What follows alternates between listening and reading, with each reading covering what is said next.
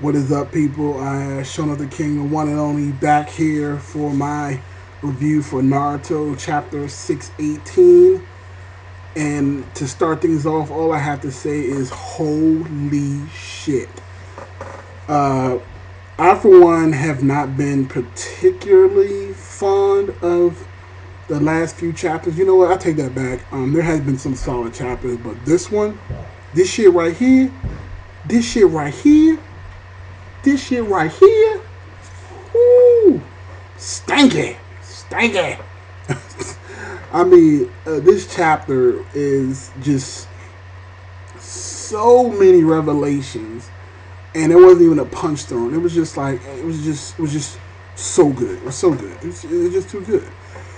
Um, so this chapter jumps away from the main battle at the with the QB Jubi, and it's back to Orochimaru, Sasuke, Jungo, and Suigetsu, and they're working on their plan. So we finally get to figure out what's going on with the scroll. The scroll apparently is a way to unleash the Reaper Death Seal, which is the Fujinkan. I can't remember the name of it exactly, but basically the Death Reaper who sealed away the first and the third Hokage, along with the first and the second. As a matter of fact, I apologize, and then as well as Orochimaru's arms. So essentially, the team heads to the Leaf Village. I'm sorry, they actually head to the an abandoned Uzumaki house on the outskirts of the village, and it's been abandoned for years almost. I wouldn't be surprised if that was the original owner of the original Jinjuriki of the Nine Tails' house, but you know, just speculation here. They go there, they get the mask, and then they go back to the village where the Uchiha statue is. I mean, again, they can only get there with Sasuke, and it's just I'm sorry, this chapter is just so good. Anyway, so to make a long story short, because I just want to really get to the meat and potatoes of this, and basically, if anybody who's anybody has already seen the damn chapter, so let me just get to my thoughts. Essentially, to make a long story short, Orochimaru regains his arm by sacrificing his own life to unleash the his arms from the Death Reaper. He gets his arms back, and a lot of people I've seen online were saying they don't understand how the sacrifice worked. Essentially, Orochimaru is immortal, so the body he was in, he sacrificed himself by cutting himself. That body didn't matter. That body died. So he just all he needed to do was to turn into the white snake and sneak into something else and reattach his new soul into this new body. So him really, you know, he was the only one that could really do it, because anybody else that would have slit their belly open would have died and would not be able to come back. But Orochimaru, being immortal, he could do that easily. So he does that. But before he switches to the other body, he summons the Edo Tensei with the Zetsus as the bodies, and brings back the four Hokages. Needless to say, I did not see that coming. I know there was a lot of people who saw that coming. I, for one, did not. I thought they were going to come back with the Elders, and the reason why I didn't see that coming is because of the Reaper. I didn't have any. I knew they were sealed away, so and it just didn't. The two and two didn't come together, but it was. I'm actually glad I didn't see that coming, because when it did come, when it happened, whoo, it blew my mind. Blew my mind. And I'm going to tell you why it blew my mind. This is the whole point of me doing this video. There are so many revelations. There's so many angles that they can go with now with Orochimaru. Because again, keep in mind, Orochimaru is the one that used the Edo Tensei summoning jutsu. So he is in control of the four Hokages, not Sasuke. Now, the only thing I can see is if Sasuke somehow uses his Eternal Mangekyo to take control of Orochimaru. But at this point in the game, I definitely think Orochimaru is the final boss in the Naruto universe.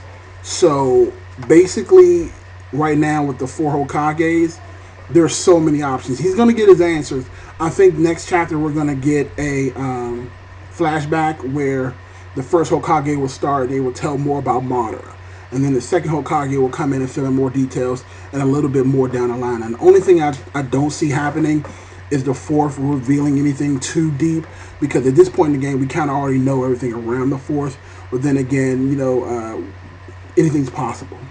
Now, the bigger thing that can happen from this is that they can head off after all the questions have been answered and join the battle. And wouldn't you know, the only person that could probably teach you how to beat Madara is the person who beat him before.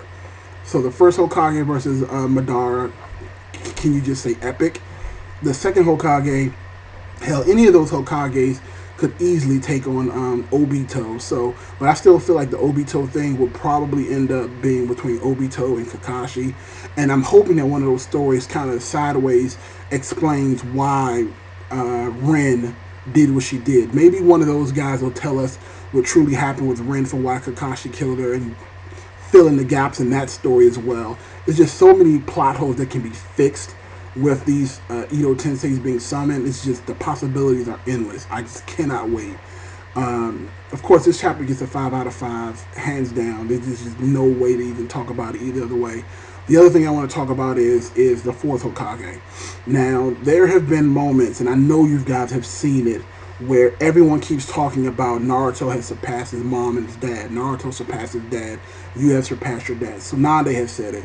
The Raikage have said it. Even the Nine-Tails just said it last chapter. I think these are all setups so that the Edo Tensei 4th will be fighting against Naruto. I think, and it's going to finally determine once and for all who is stronger, Naruto or his father. And then Naruto is going to be forced to fight his dad to free him from the Edo Tensei, and finally let his spirit go off and be with Kushina, his mother.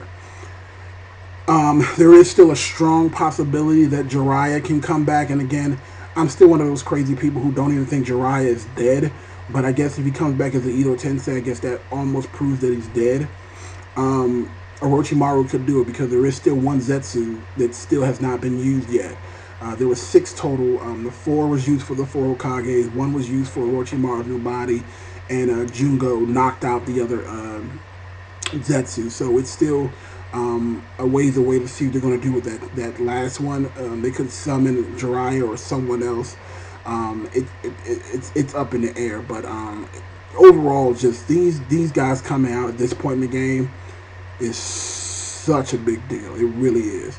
And again, we don't know if Orochimaru really wants to take over the Leaf right now. That's his primary goal, because honestly, I don't think taking over the Leaf right now is small potatoes. If he wants to do anything, he needs to get rid of Obito and Madara, because they're the biggest thing that's standing in his way of taking over anything. And I don't think Sasuke can do it on his own. Now, this could also be a plot device to show Sasuke's new power by having him fight the 4 Hokages and beating them, but I'm hoping that's not the case either.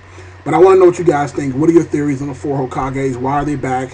What do you think their storylines are going to produce? What kind of backstory and other questions did you want to see answered? Now, I gotta say, if this was any video that you'd want to thumb up, it would be for this one. 4 thumbs up for every person, for every one of the each Hokages. This is Shonuff the King, the one and only, and you guys have a fantastic night.